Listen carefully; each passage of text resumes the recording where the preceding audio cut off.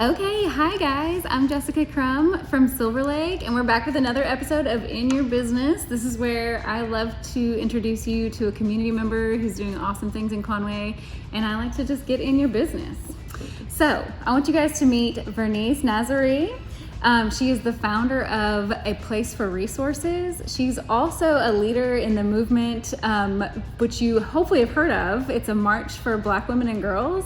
They do a lot of programming in Little Rock, and then they've got some really fun stuff coming up soon too, so hopefully we'll hear a little bit about that. But one of the things that I know about you, because we've been in each other's circles for a while now, is that you are a collector of people. So you meet people and just immediately you're like, let's collaborate. How can we collaborate? So talk to me about where that love for collaboration began and even just how you continue to foster that. Absolutely.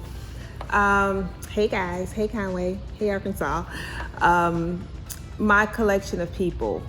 The reality is that I love to hear people's stories. I love to hear the things that make them unique. I love to hear the things that they love to do, because it's exposure to me for things that maybe I had never heard of or didn't consider as a different perspective.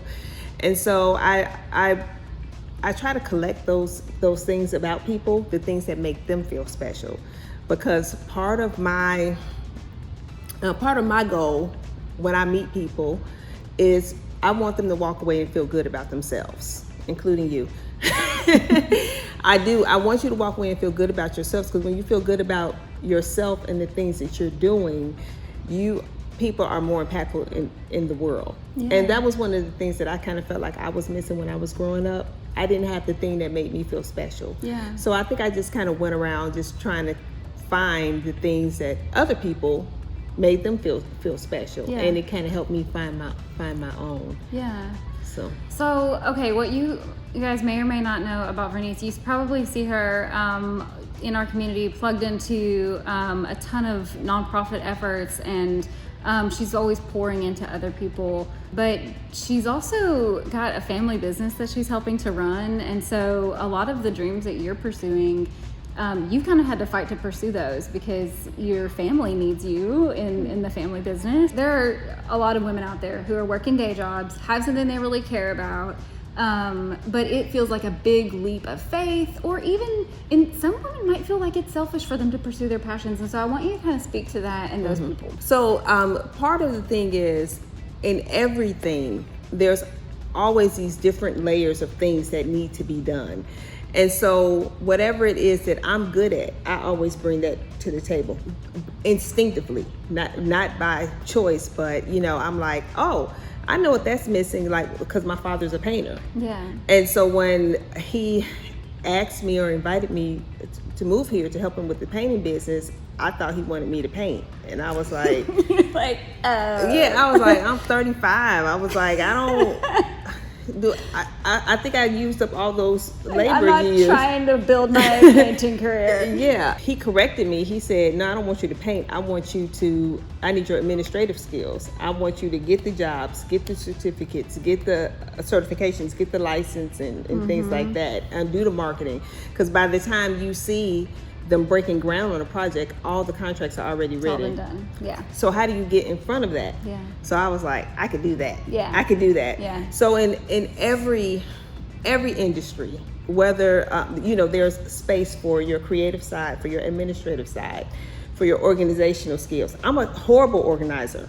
So I look for people, if I meet or see somebody and they've got, great organizational skills, I'm like, you're going in this organizational bucket. And so that way, when I need something, or I know somebody else who need that skill, then I can collect them together. Yeah. So I would encourage people to look in those places that whatever their talent or their special skill is, to look in those places where it normally wouldn't be. Yeah. And then invite themselves into the conversation to enhance that. That actually reminds me, I wanted to ask you about momentum, because you have ideas. I mean, the March for Black Women and Girls, and now Dope AF, like all of these, I know that you have so many ideas that you care about, and And a lot of us do, but sometimes it feels isolating to think, I'm gonna have to go and sell everybody on this idea.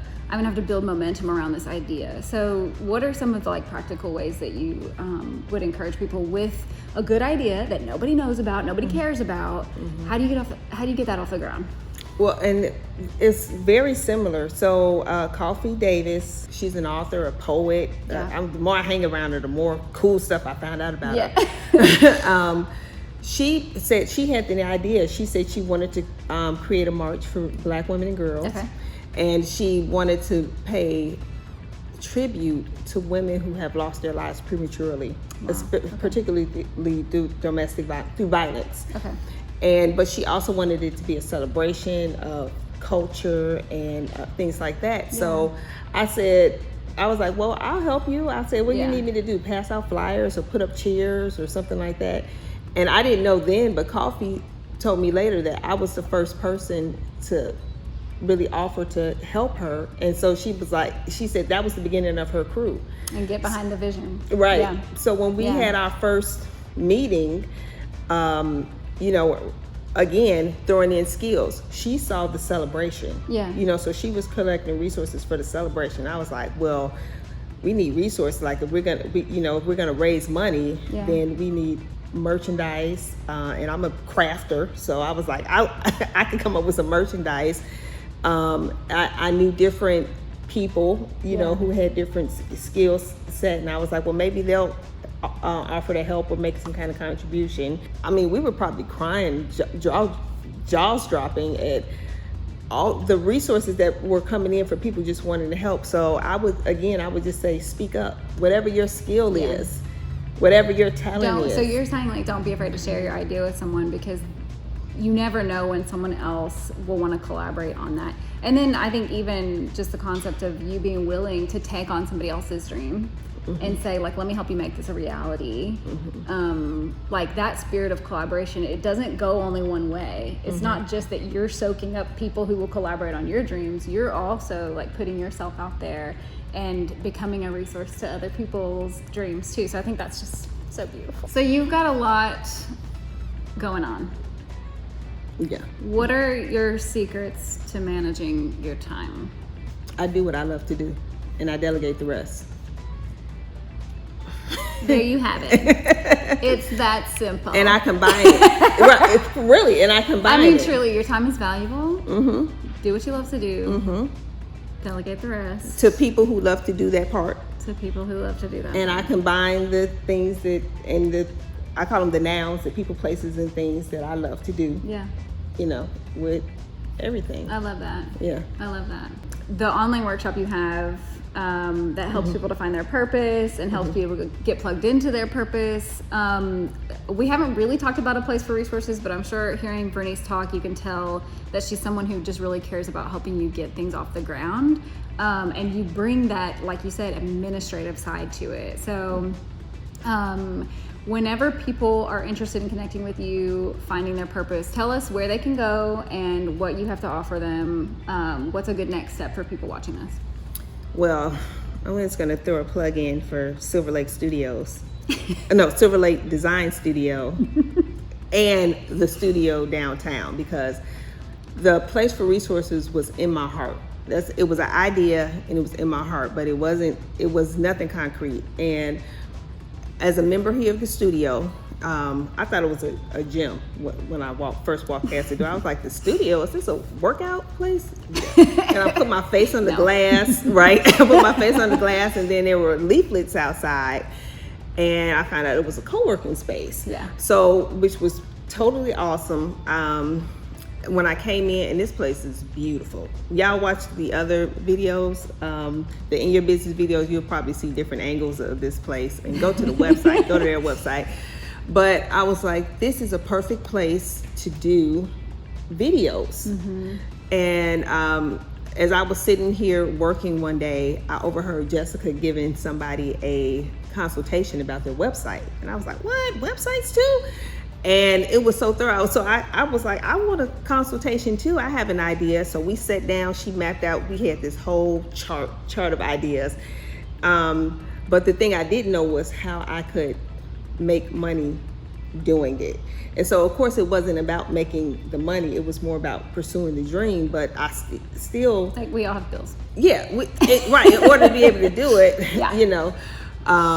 So we then talked about maybe some ways to monetize it on it that made sense for everybody.